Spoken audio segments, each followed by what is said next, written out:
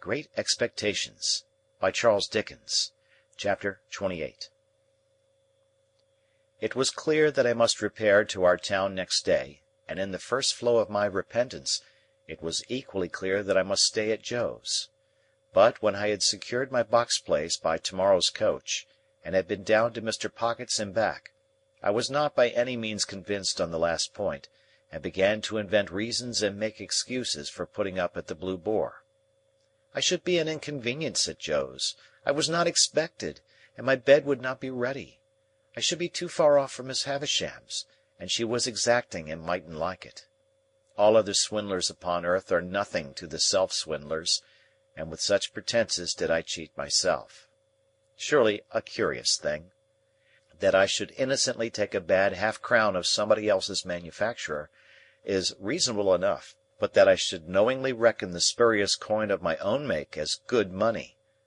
An obliging stranger, under pretence of compactly folding up my bank-notes for security's sake, abstracts the notes and gives me nutshells, but what is his sleight of hand to mine, when I fold up my own nutshells and pass them on myself as notes?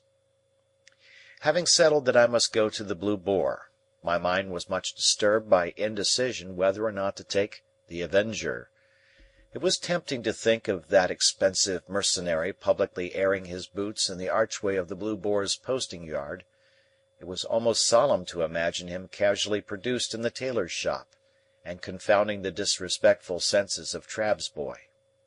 On the other hand, Trabb's boy might worm himself into his intimacy, and tell him things, or, reckless and desperate wretch as I knew he could be, might hoot him in the High Street. My patroness, too, might hear of him and not approve. On the whole, I resolved to leave the Avenger behind.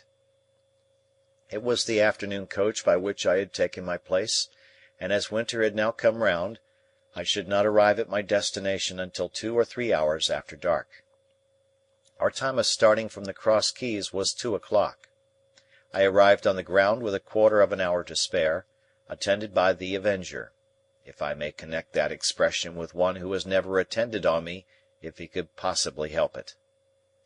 At that time it was customary to carry convicts down to the dockyards by stage-coach. As I had often heard of them in the capacity of outside passengers, and had more than once seen them on the high road dangling their ironed legs over the coach-roof, I had no cause to be surprised when Herbert, meeting me in the yard, came up and told me there were 2 convicts going down with me. But I had a reason that was an old reason now for constitutionally faltering whenever I heard the word convict. "You don't mind them, Handel?" said Herbert. "Oh, no." "I thought you seemed as if you didn't like them?" "I can't pretend that I do like them, and I suppose you don't particularly. But I don't mind them." "See, there they are," said Herbert, "coming out of the tap. What a degraded and vile sight it is!" They had been treating their guard, I suppose, for they had a jailer with them, and all 3 came out wiping their mouths on their hands. The 2 convicts were handcuffed together, and had irons on their legs, irons of a pattern that I knew well. They wore the dress that I likewise knew well. Their keeper had a brace of pistols, and carried a thick-knobbed bludgeon under his arm, but he was on terms of good understanding with them, and stood with them beside him, looking on at the putting to of the horses, rather with an air as if the convicts were an interesting exhibition not formally open at the moment, and he the curator.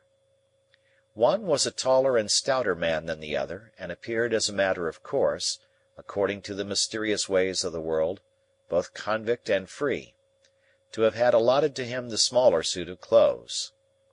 His arms and legs were like great pincushions of those shapes, and his attire disguised him absurdly, but I knew his half-closed eye at one glance. There stood the man whom I had seen on the settle at the Three Jolly Bargemen on a Saturday night, and who had brought me down with his invisible gun.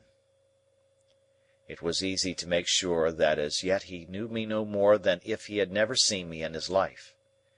He looked across at me, and his eye appraised my watch-chain, and then he incidentally spat and said something to the other convict, and they laughed and slewed themselves round with a clink of their coupling manacle, and looked at something else. the great numbers on their backs, as if they were street doors, their coarse, mangy, ungainly outer surface, as if they were lower animals, their ironed legs, apologetically garlanded with pocket handkerchiefs, and the way in which all present looked at them and kept from them, made them, as Herbert had said, a most disagreeable and degraded spectacle. But this was not the worst of it. It came out that the whole of the back of the coach had been taken by a family removing from London, and that there were no places for the two prisoners but on the seat in front behind the coachman. Hereupon a choleric gentleman, who had taken the fourth place on that seat, flew into a most violent passion, and said that it was a breach of contract to mix him up with such villainous company, and that it was poisonous and pernicious and infamous and shameful, and I don't know what else. At this time the coach was ready, and the coachman impatient, and we were all preparing to get up, and the prisoners had come over with their keeper, bringing with them that curious flavour of bread poultice, baize, rope yarn, and hearthstone, which attends the convict presence. "Don't take it too much amiss, sir," pleaded the keeper to the angry passenger. "I'll sit next you myself. I'll put 'em on the outside of the row. They won't interfere with you, sir. You needn't know they're there." "And don't blame me," growled the convict I had recognized. "I don't want to go. I am quite ready to stay behind. As fur as I'm concerned, anyone's welcome to my place." "Or mine," said the other, gruffly. "I wouldn't have incommoded none of you, if I'd had my way." Then they both laughed, and began cracking nuts and spitting the shells about, as I really think I should have liked to do myself, if I had been in their place and so despised. At length it was voted that there was no help for the angry gentleman, and that he must either go in his chance company or remain behind. So he got into his place, still making complaints, and the keeper got into the place next him, and the convicts hauled themselves up as well as they could, and the convict I had recognized sat behind me with his breath on the hair of my head. "Good-bye, Handel," Herbert called out as we started. I thought what a blessed fortune it was that he had found another name for me than Pip. It is impossible to express with what acuteness I felt the convict's breathing, not only in the back of my head but all along my spine. The sensation was like being touched in the marrow with some pungent and searching acid. It set my very teeth on edge. He seemed to have more breathing business to do than another man, and to make more noise in doing it, and I was conscious of growing high-shouldered on one side in my shrinking endeavours to fend him off. The weather was miserably raw, and the two cursed the cold. It made us all lethargic before we had gone far, and when we had left the half-way house behind, we habitually dozed and shivered and were silent. I dozed off myself in considering the question whether I ought to restore a couple of pounds sterling to this creature before losing sight of him, and how it could best be done. In the act of dipping forward as if I were going to bathe among the horses, I woke in a fright and took the question up again. But I must have lost it longer than I had thought, since, although I could recognize nothing in the darkness and the fitful lights and shadows of our lamps, I traced marsh country in the cold damp wind that blew at us. Cowering forward for warmth and to make me a screen against the wind, the convicts were closer to me than before. The very first words I heard them interchange as I became conscious were the words of my own thought. 2 1-pound notes. "How did he get 'em?" said the convict I had never seen. "How should I know?" returned the other. "He had 'em stowed away somehows. Give him by friends, I expect." "I wish," said the other with a bitter curse upon the cold, "that I had 'em here." 2 1-pound notes, or friends? 2 1-pound notes. I'd sell all the friends I ever had for one, and think it a blessed good bargain. Well, so he says. So he says, resumed the convict I had recognized. It was all said and done in half a minute, behind a pile of timber in the dockyard. You're a-going to be discharged? Yes, I was.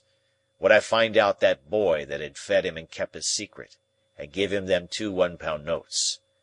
Yes, I would, and I did. "More fool you," growled the other. "I'd have spent him on a man, in victuals and drink.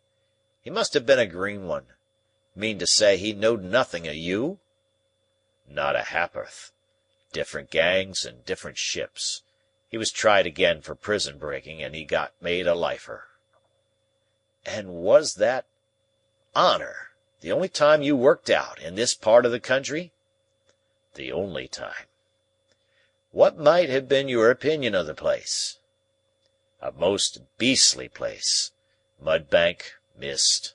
Swamp and work, swamp, mist, and mudbank."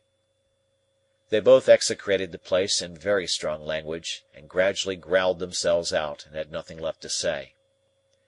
After overhearing this dialogue, I should assuredly have got down and been left in the solitude and darkness of the highway, but for feeling certain that the man had no suspicion of my identity.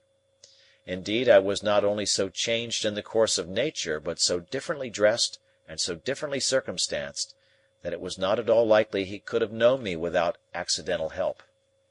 Still, the coincidence of our being together on the coach was sufficiently strange to fill me with a dread that some other coincidence might at any moment connect me, in his hearing, with my name. For this reason, I resolved to alight as soon as we touched the town, and put myself out of his hearing. This device I executed successfully. My little portmanteau was in the boot under my feet. I had but to turn a hinge to get it out.